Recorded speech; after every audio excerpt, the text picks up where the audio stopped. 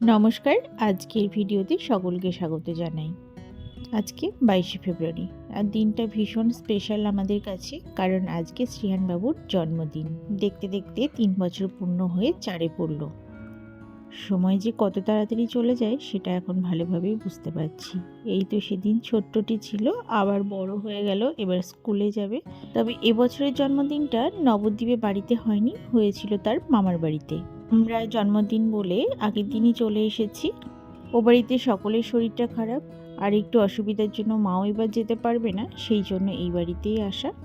তবে এই প্রথমবার জন্মদিন হলো মামার বাড়িতে। সকালে শ্রীহানকে নিয়ে গেছিলাম সিদ্ধেশ্বরী মায়ের কাছে পুজো দিতে। সকালে স্নান করে রেডি হয়ে আস্তে আস্তে একটু দেরি হয়ে গেল, তবে আমরাই ছিলাম শেষ, তো আমাদের পুজোটা হয়ে গেল। তারপর এদিকে হোমের জোগাড় হচ্ছে। এই যে ঠাকুর মশাই ভীষণ মজার মানুষ, আর যেহেতু আমরা আগে দুবার এসেছি সেজন্য আমাদের মুক্তনার কাছে পরিচিত হয়ে উঠেছে। তো যাই হোক, বাড়ি থেকে বেরিয়ে প্রথমে গেছিলাম বড় বাজারে, তারপরে পুজোর সামগ্রিক নিয়ে তারপরে আবার আসলাম মায়ের মন্দিরে। এখানেও মন্দিরের কাছাকাছি 2-4টে দোকান থাকে, তবে এখানকার জিনিসগুলো অতটা ভালো না, আর সব কিছু পাওয়াও যায় না। যদি বড় বাজারে একবার পৌঁছানো যায় তো সব কিছু মোটামুটি হাতের কাছে পেয়ে যাই।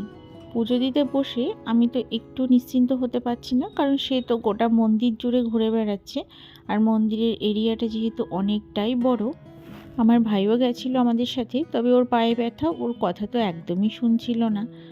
এদিকে আমি যে ধূপকাঠি জ্বালিয়েছি, ওরও একটা দেওয়ার ইচ্ছা, তো আমি ওর হাতে দিলাম, বলছি সাবধানে একটু দিতে। তো খুব সুন্দর করে আস্তে আস্তে সমস্ত মন্দিরে গিয়ে একবার করে ধূপকাঠিটা সে দেখিয়ে আসছে। মন্দিরের ভিতরে পরিবেশটা ভীষণ শান্ত স্নিগ্ধ। আমরা যতবারই আসি খুব একটা ভিড় থাকে না, তবে যেহেতু ফাল্গুন মাস, তো অনেকেই না বিবাহবার্ষিকী উপলক্ষে এখানে পুজো দিতে এসেছিল সেই দিন। এই হলো সেই গোপাল মন্দির। আগেও হয়তো একটা ভিডিওতে দেখিয়েছি। আমি সারা বছর অপেক্ষা করে থাকি আজকের দিনটার জন্য। সমস্ত মায়েদের কাছেই তার সন্তানের জন্মদিন খুব স্পেশাল, সেরকম আমারও। এই যে মন্দিরের বাইরের চত্বরে কাজটা এত সুন্দর করেছে, নতুন করে যেহেতু নির্মাণ করা হয়েছে তাই বেশ চকচক করছিল বাইরে থেকে মন্দিরটা। আমরা পুজো টুজো দিয়ে এখানে কেকটা নিয়ে যাওয়ার জন্য এসেছি, কারণ আর এদিকে আসা হবে না, সন্ধেবেলায় কেক কাটা হবে, তো সেই জন্য কেকটা একেবারে নিয়েই বাড়ি যাব। সে তো এখানে এসে অনেকগুলোই ফ্লেভারে কেক পছন্দ করেছে, তবে আমরা নিয়েছি চকলেট ফ্লেভার, কারণ শ্রিয়ান চকলেট ফ্লেভারে কেক বেশি পছন্দ করে।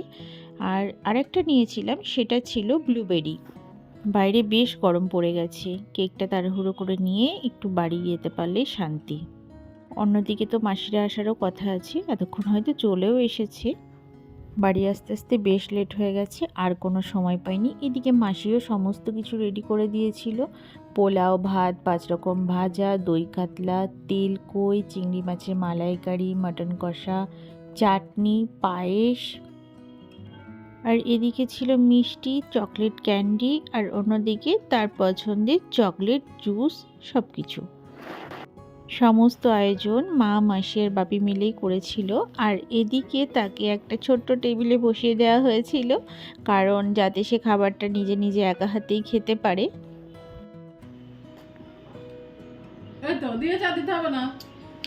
এদিকে তাকাও। এবার সকলে একে একে আশীর্বাদ করছিল। প্রথমেই তো মা করে নিল আশীর্বাদ, আর কোনো খাবারটাই সে খেতে রাজি নয়, কারণ তার নজরটা সম্পূর্ণ রয়েছে চকলেটের প্লেটের দিকে। তবুও এই নিয়ম রক্ষার জন্য একটু একটু করে সব কিছু মুখে দিতে হচ্ছে। আসলে জন্মদিনে এরকমই হয়, প্রথমেই ওই পায়েস, মিষ্টিমুখ এইসব হয়ে যায়, তারপরে কোনো খাবারই খাওয়া যায় না। আমাদেরও ছোটোবেলায় এরকমই হতো।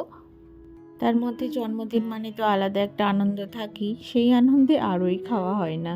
শ্রীহানের জন্মদিনের ডেটটা ভীষণ সুন্দর, 22/2/2022, সবটাই 2, সেই জন্য ওর বড় পিসু নাম রেখেছে দিত্য। শ্রীহানের জন্মের ঠিক 1 ঘন্টা আগে আরেকটা বাচ্চা হয়েছিল, তাদেরও বাড়ি না নবদ্বীপেই। সেদিনটা তো পেরিয়ে গেছে, পরের দিন একজন নার্স এসে বলছেন যে তোমাদের ছেলেদের ডেট অফ বার্থটা দেখেছো কত সুন্দর। তখন দেখছি ঠিকই তো। তো যাই হোক, তার মনে মনে একটুখানি মন খারাপ হয়েছে, সেটা আমরা কেউ টের পাইনি, কারণ সে কোনো গিফট পায়নি। আসলে আমি বলেছিলাম ওই গাড়ি টাড়ি গিফট এগুলো একদম না কিনতে, তো সবাই টাকা দিয়ে দিয়েছে। আমি তো বুঝতে পারিনি তার মনে মনে এইসব প্রশ্ন আসবে যে আমি তো কোনো গিফট পেলাম না। ওদিকে বাড়িতে সবাই আমাকে বকাবকি করছে যে বারণ না করলে মনটা খারাপ হতো না। ওর বাবাও কিনতে চেয়েছিল কিন্তু আমি কিনতে দিইনি আর কি। এ বাড়িতে ও বাড়িতে মিলিয়ে এত খেলনা হয়ে গেছে, সারাক্ষণ তো এদিক ওদিক ছড়িয়ে থাকে, রাখার জায়গাও নেই। আমি তাকে চুপি চুপি জিজ্ঞাসা করতেই সে কি বলে জানেন, তার পছন্দ হচ্ছে একটা বন্দে ভারত ট্রেন আর একটা থার গাড়ি। আমার মনে হয় একটার পর একটা খেলনা কেনা মানেই টাকা অপচয় করা, কিন্তু এখন বুঝতে পারছি না, সব কিছু টাকা দিয়ে বিচার করলে হবে না, কারণ ইমোশনেরও কিছু কিছু দাম থাকে। এটাই তো খেলার বয়স। আর আমার মাসি সবসময় বলে দেখবি বড় হলে আর কি চাইবে, তাই যেটা চাইছে সেটা কিনে দিতে। এই বয়সটা তো আর ফিরে আসবে না, খেলার বয়স, এখন যেটা খেলতে চাইছে সেটা নিয়েই খেলুক। তো যাই হোক, সকলের মোটামুটি আশীর্বাদ করা হয়ে গেছে।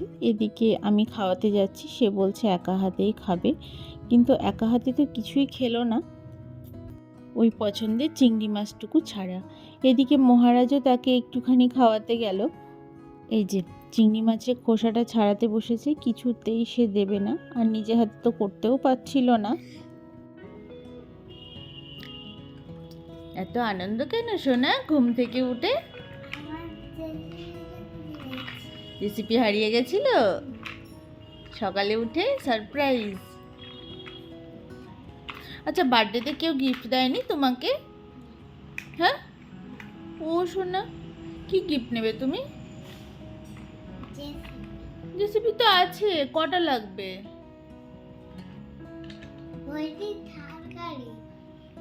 থার্ড গাড়ি? আচ্ছা হ্যাঁ বলো। কেক কাটার জন্য এখানে বনু মহারাজ সবাই বেলুন ফোলাচ্ছিল, তো আমরা সবাই মিলে একটু সাজিয়ে নিলাম জায়গাটা।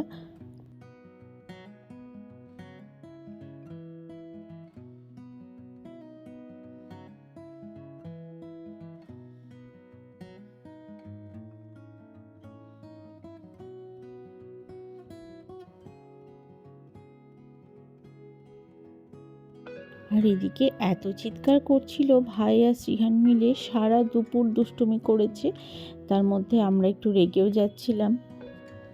সবচেয়ে মজার ব্যাপার হলো আমার আর আমার মামা মাসিদের মধ্যে এরকম বন্ডিং ছিল, কারণ আমাদের বয়সের ডিফারেন্স খুব কম।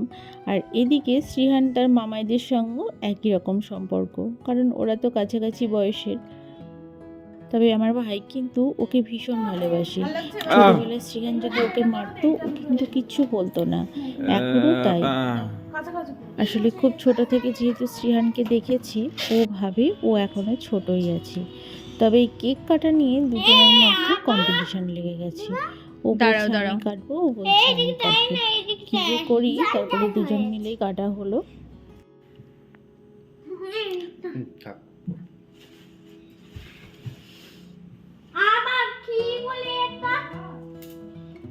ভিডিওটা এডিট করতে করতে নিজের জন্মদিনের কথা মনে পড়ে যাচ্ছে। আমাদের সময় দুপুরবেলাতে কয়েকটা বন্ধুবান্ধব, যে রিক্সা স্কুলে যেতাম ওই কাকু, টিচার মানে প্রাইভেট টিউটর বাড়িতে যারা আসতেন, এদেরকে নিয়ে ছোটোখাটো একটা অনুষ্ঠান হতো, আর সেটা দুপুরেই শেষ হয়ে যেত।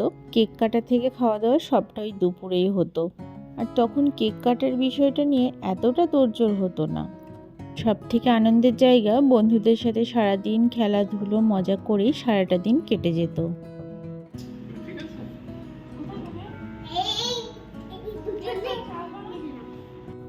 কেক কাটার জন্য সবাই রেডি, আর এই যে ছোটটা তো ছুরি নিয়ে কখন ওটাকে খোঁচা দেবে সেই জন্য একদম তৈরি হয়ে আছে। কেক কাটার মাধ্যমে এই বছরের জন্মদিনটা সম্পন্ন হোক।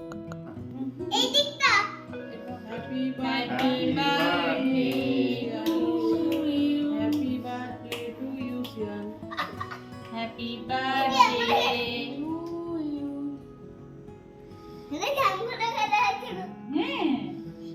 দিদি মুখে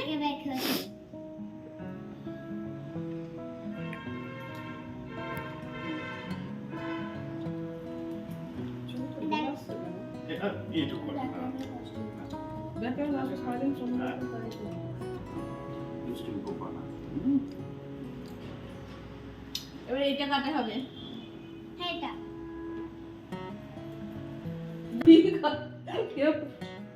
এইটা মিষ্টি কম, এটা আহ বলেই না মিষ্টি কম চকলেট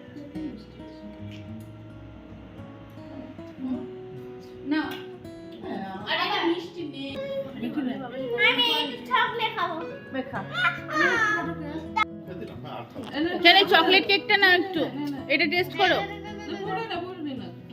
ওকে একটা চকলেট এটা পড়ে গেছে।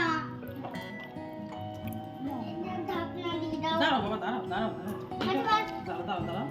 আপনি যখন ফোন না করলে আমি আরো ঘন্টা দুই পরে আসি। কেন ওই যে ওই খাতা স্কুটিনি করলে ছুটি পাওয়া যায়। আমি এটা দেবো এটা। ছুটি মানে কি, আমি দেখে নিয়ে যাচ্ছি তো, এবার আমার খাতাটা আরেকজন চেক করবে। ও সই করতে হবে, ছুটি পাল্টে দেখতে হবে। Chocolate cake. দেখতে দেখতে না সে মাথা ছাপ করে হ্যাঁ হ্যাঁ মানে উত্তর দুটো এক জায়গায় ঠিক হবে, সেটা কিন্তু ভুল করে গেছে। আর ওরকম দ্বারা হলে ভিডিওটা তাহলে এখানেই শেষ করছি। পুরো ভিডিওটা কেমন লাগলো অবশ্যই একটা কমেন্টের মাধ্যমে জানাবেন। যদি ভালো লাগে লাইক করে দেবেন। আসছি নতুন কোনো ভিডিও নিয়ে, ততক্ষণ সকলে ভালো থাকবেন আর শ্রীহানকে একটু আশীর্বাদ করবেন যাতে ও বড় হয়ে ভালো মানুষ হয়। আমার চ্যানেলের নতুন বন্ধু হলে চ্যানেলটিকে সাবস্ক্রাইব করে পাশে থাকার অনুরোধ রইল।